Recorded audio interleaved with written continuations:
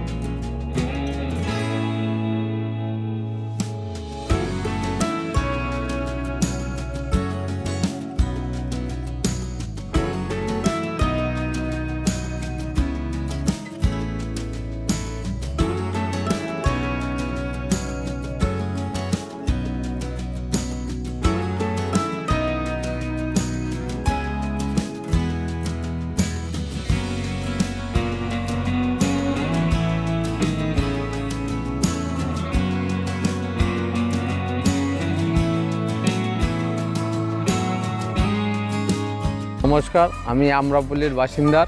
দীর্ঘদিন ধরে আমরা বড়ির মধ্যে যুক্ত।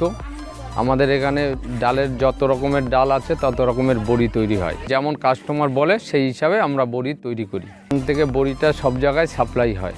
আমরা পার ডে যে কোনো লোক 200 থেকে 150 কিলো বড়ি প্রোডাকশন হয়। বড়িটা শুকানোর পরে মার্কেটে সাপ্লাই করা হয়।